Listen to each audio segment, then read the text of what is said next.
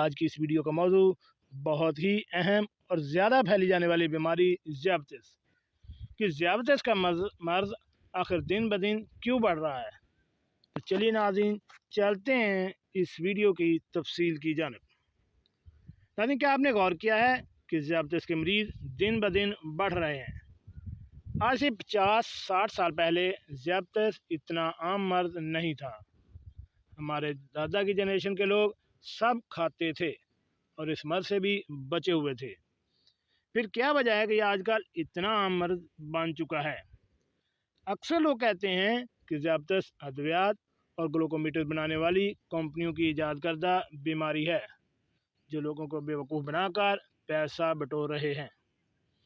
اگر ایسا ہی ہے تو کیوں ہر سال ہزاروں افراد اپنے پاؤں، ٹانگوں یا بازوں کو کٹوانے پر مجبور ہو جاتے ہیں؟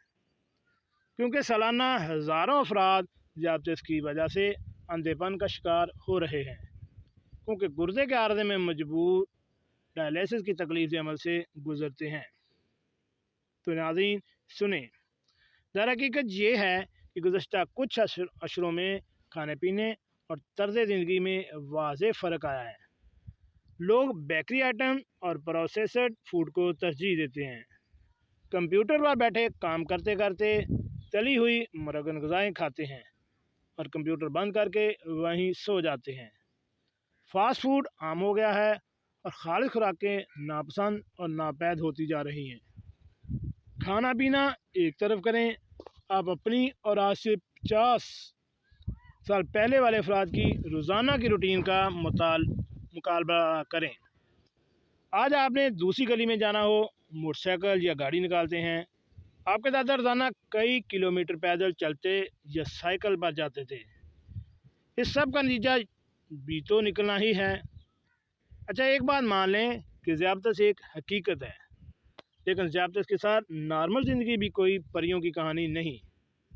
اگر آپ اپنی خوراک، طرز زندگی اور ادویات کے ساتھ انصاف کریں گے تو ذیابطیس آپ کا کچھ نہیں بگاڑ سکتی۔